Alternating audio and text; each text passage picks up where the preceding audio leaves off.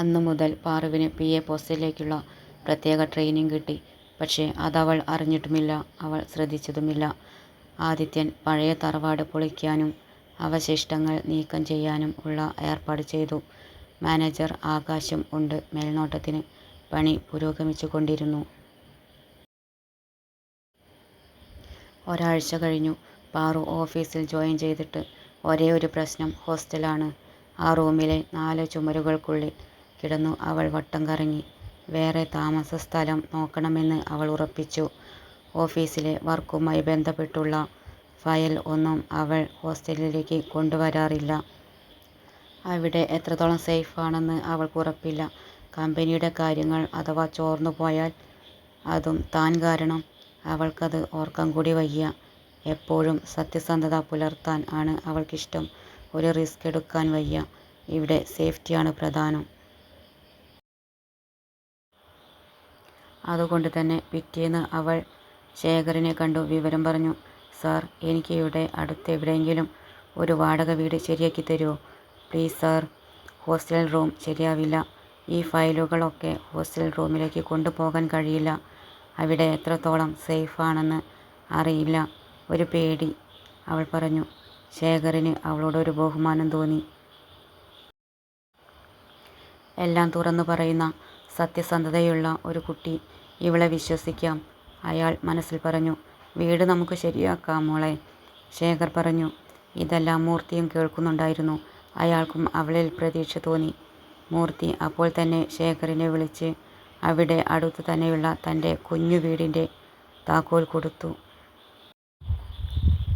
ആ കുട്ടിയോട് അങ്ങോട്ട് മാറാൻ പറയൂ, മൂർത്തി പറഞ്ഞു. അതിനു മുമ്പ് ആ വീട് ഒന്ന് വൃത്തിയാക്കണം. അത്യാവശ്യം ഫർണിഷ് ചെയ്യണം. എല്ലാ കാര്യങ്ങളും ഒന്ന് ശ്രദ്ധിക്ക്. ഓക്കെ, മൂർത്തി കൂട്ടിച്ചേർത്തു. Okay sir. ശേഖർ അപ്പോൾ തന്നെ ഒരു ചെറിയ മെയിൻ്റെനൻസ് കമ്പനിക്ക് കരാർ കൊടുത്തു. വീട് 3 ദിവസത്തിനുള്ളിൽ താമസയോഗ്യമാക്കി തരണം. ഓക്കെ. ഓക്കെ സാർ, കമ്പനിയുടെ മാനേജർ പറഞ്ഞു. അന്ന് തന്നെ കമ്പനി വീട് വൃത്തിയാക്കാൻ പണിക്കാരെ ഏർപ്പെടുത്തി. വീട് പെയിൻറിങ് ചെയ്തു. ഇലക്ട്രിസിറ്റി ഓക്കെ ആണെന്ന് ഉറപ്പുവരുത്തി. കിണറും വൃത്തിയാക്കി.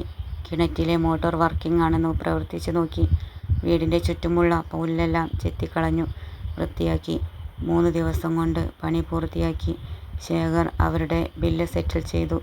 പിറ്റേന്ന് തന്നെ വീട് ഫുൾ ഫർണിഷ് ചെയ്തു. ശേഖർ താക്കോലെടുത്തു പാറുവിനെയും കൂട്ടി ആ വീട്ടിലേക്ക് പോയി. വീട് കാണിച്ചു കൊടുത്തു. ചെറിയ വീടാണെങ്കിലും പാറുവിന് ഇഷ്ടപ്പെട്ടു. മറ്റന്നാൾ ഞായറാഴ്ച ഇങ്ങോട്ട് താമസം മാറാം, പാറു പറഞ്ഞു. സാർ, വാടക? പാറു മടിയോടെ ചോദിച്ചു. ഇത് കമ്പനി വക വീടാണ്, വാടക ഒന്നും വേണ്ട, ശേഖർ പറഞ്ഞു. Okay sir. ശേഖർ വീടിൻ്റെ താക്കോൽ അവളുടെ കയ്യിൽ കൊടുത്തു. അവർ കമ്പനിയിലേക്ക് തിരിച്ചുപോയി. അന്നു രാത്രി തന്നെ അവൾ വാർഡനോട് കാര്യങ്ങളൊക്കെ പറഞ്ഞു. അവർ സമ്മതിച്ചു. സുദീപിനെയും ഫോണിൽ വിളിച്ചു കാര്യങ്ങൾ അറിയിച്ചു. അവനും സമ്മതിച്ചു. എന്നിട്ട് തൻ്റെ സാധനങ്ങളെല്ലാം പാക്ക് ചെയ്തു വെച്ചു. പിറ്റേന്ന് പാറു കമ്പനിയിൽ നിന്ന് ലീവ് എടുത്തു. എന്നിട്ട് പാക്ക് ചെയ്തു വെച്ച സാധനങ്ങൾ ഒരു ഓട്ടോയിൽ കയറ്റി വീട്ടിലേക്ക് പോയി. ഹോസ്റ്റലിൽ നിന്ന് 1/2 മണിക്കൂർ ദൂരമുണ്ട് ആ വീട്ടിലേക്ക്. വീട്ടിലെത്തിയതിനു ശേഷം സാധനങ്ങൾ ഒക്കെ ഇറക്കി ഓട്ടോ പറഞ്ഞു വിട്ടു. പുതിയ പെയിൻറ് മണം കൊണ്ട് അവൾക്ക് തലവേദന തുടങ്ങിയിരുന്നു. അവൾ ഒരു ടവൽ കൊണ്ട് മൂക്ക് പൊതിഞ്ഞു കെട്ടി. വീടിൻ്റെ ഉള്ളിൽ ഒരു മുറിയിൽ സാധനങ്ങൾ ഒതുക്കി വെച്ചു. അവൾ പുറത്തിറങ്ങി വീടിൻ്റെ ചുറ്റുമൊന്ന് നടന്നു നോക്കി. ആ കോമ്പൗണ്ടിൽ തന്നെ ഒരു ഭാഗത്ത് എന്തോ കെട്ടിടത്തിൻ്റെ പണി നടക്കുന്നുണ്ടായിരുന്നു. കുറേ ജോലിക്കാരുണ്ട് അവിടെ. മതിലിനോട് ചേർന്നാണ് ചെറിയ വീട്.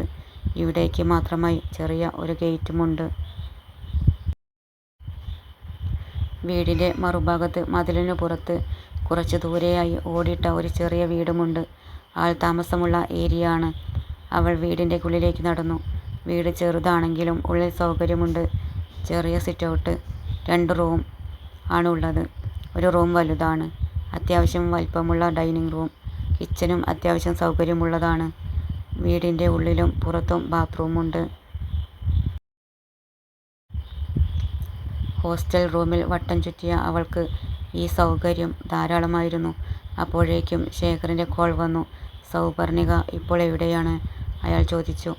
ഞാൻ ഇവിടെ വീട്ടിലുണ്ട് സാർ, ഡ്രസ്സൊക്കെ ഇവിടെ കൊണ്ടുവയ്ക്കാൻ വന്നതാണ്. അവൾ പറഞ്ഞു. ഓക്കെ, എന്നാൽ അവിടെ തന്നെ നിൽക്ക്. ഒരു അരമണിക്കൂറിനുള്ളിൽ ഒരു വണ്ടി വരും അങ്ങോട്ട്. Okay sir. അവൾക്ക് കാര്യമൊന്നും മനസ്സിലായില്ല. എന്തിനായിരിക്കും സാർ നിൽക്കാൻ പറഞ്ഞത്? അവൾ ആലോചിച്ച് നോക്കി. പിന്നീട് അവൾ കിച്ചണിലേക്ക് വാങ്ങേണ്ട സാധനങ്ങളുടെ ലിസ്റ്റ് എടുത്തു. കുറച്ചു നേരം കഴിഞ്ഞപ്പോൾ ഒരു പിക്കപ്പിൽ ഇലക്ട്രോണിക് സാധനങ്ങളടക്കം കിച്ചണിലേക്ക് വേണ്ട എല്ലാ സാധനങ്ങളും അവിടെ എത്തി. അപ്പോഴേക്കും ഒരു BMW കാർ അവിടെ എത്തി. അതിൽ നിന്ന് അനന്തമൂർത്തിയും ഭാര്യ യമുന ദേവിയും ഇറങ്ങി. അവരുടെ പിന്നാലെ ഒരു ബൈക്കിൽ 2 പുരുഷന്മാരും എത്തി. അവർ പിക്കപ്പിൽ നിന്ന് സാധനങ്ങളെല്ലാം ഇറക്കി. ഫാനും ടിവിയും ഫ്രിഡ്ജും വാഷിംഗ് മെഷീനും ഇൻവെർട്ടറും അടക്കം എല്ലാം ഫിറ്റ് ചെയ്തു. മിക്സി കിച്ചണിൽ കൊണ്ടുവച്ചു. തങ്ങളുടെ ഡ്യൂട്ടി കഴിഞ്ഞ് അവർ പോയി. എന്താ നോക്കി നിൽക്കുന്നേ? ഇതെല്ലാം എടുത്തു വയ്ക്ക്. തരിച്ചു നിന്ന പാറുവിനോട് മൂർത്തി പറഞ്ഞു. സാർ, ഇതിൻ്റെ ഒന്നും ആവശ്യമില്ലായിരുന്നു. പാറു അപകർഷതാബോധത്തോടെ പറഞ്ഞു. വാ, നമുക്ക് അതൊക്കെ എടുത്തു വയ്ക്കാം, യമുന അവളുടെ കൈ പിടിച്ചുകൊണ്ട് പറഞ്ഞു. അവളെയും കൂട്ടി കിച്ചണിലെത്തി. ചാക്കുകളിൽ നിന്ന് പല വ്യഞ്ജനങ്ങൾ എടുത്ത് ഓരോ ടിന്നുകളിലാക്കി റാക്കുകളിൽ ഒതുക്കി വെച്ചു. റാക്കിൻ്റെ ഒരു ഭാഗത്ത് വാഷിംഗ് സോപ്പും സോപ്പ് പൊടിയും മറ്റും ഒതുക്കി വെച്ചു. ഇനിയുമുണ്ട് ഒതുക്കി വയ്ക്കാൻ. ഇനി നാളെ ചെയ്യാം, യമുന പറഞ്ഞു. ഇനിയും നിന്റെ വല്ലായ്മ മാറിയില്ലേ? അതെ, ഞങ്ങൾ ഈ വീട് പണി കഴിപ്പിച്ചുവെങ്കിലും ഇവിടെ ഇതുവരെ ആരും താമസിച്ചിട്ടില്ല. ആ ഭാഗ്യം മോൾക്കാണ്. അതുകൊണ്ട് തന്നെ ഞങ്ങൾ ഒരു പണിക്കരെ കണ്ടു ദിവസം നോക്കിച്ചിരുന്നു. നാളെ നല്ല ദിവസമാണെന്നാണ് പറഞ്ഞത്. അതുകൊണ്ട് നാളെ രാവിലെ 7 മണിക്ക് പാലു കാച്ചി ഇവിടെ താമസം തുടങ്ങാം, യമുന പറഞ്ഞു. ഞങ്ങൾ രാവിലെ 6 മണിയാവുമ്പോഴേക്കും വരും. അവിടെ വന്നു നിന്നെയും കൂട്ടാം. പാൽ രാവിലെ വാങ്ങാം. ഉച്ചയ്ക്ക് ഒരു ചെറിയ സദ്യയും അത് നമുക്ക് തന്നെ ഉണ്ടാക്കാം. ഓക്കെ, യമുന അവളോട് പറഞ്ഞു. വീട് പൂട്ടി വാ, നിന്നെ ഹോസ്റ്റലിൽ ഇറക്കാം, മൂർത്തി പറഞ്ഞു. യമുന തന്നെ അവളുടെ കയ്യിൽ നിന്ന് താക്കോൽ വാങ്ങി വീട് പൂട്ടി. അവളെയും കൂട്ടി കാറിൽ കയറി.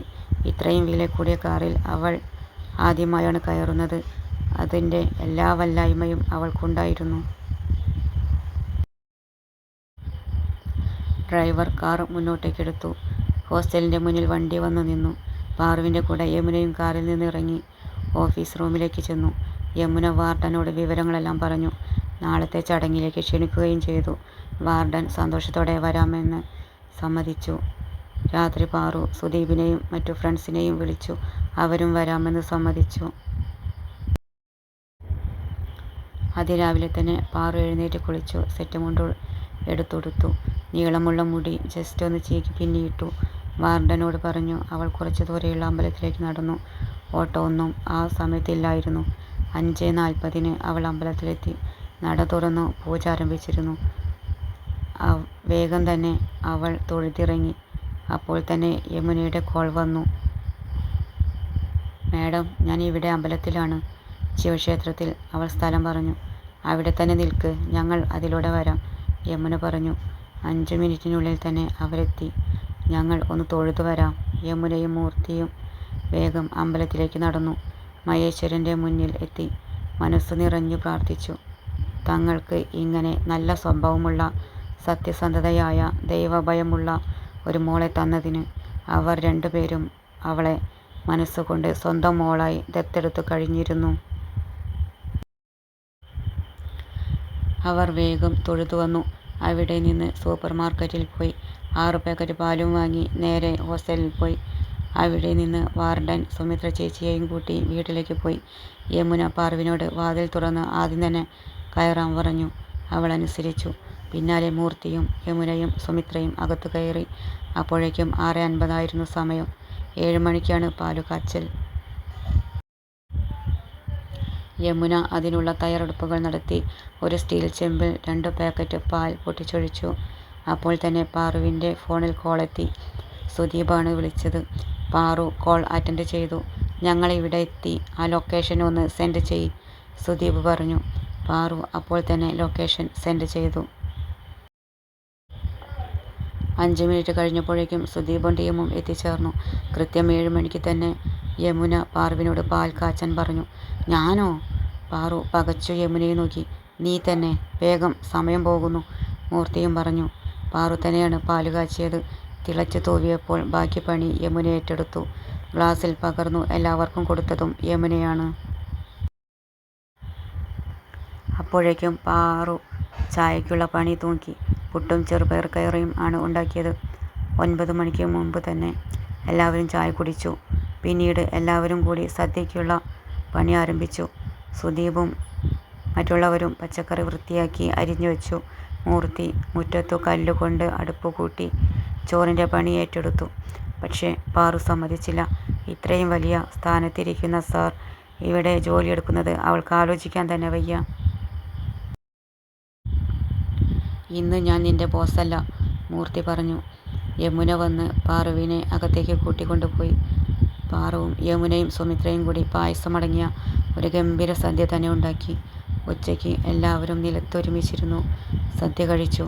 3 മണിയോടെ സുദീപും കൂട്ടരും മടങ്ങിപ്പോയി.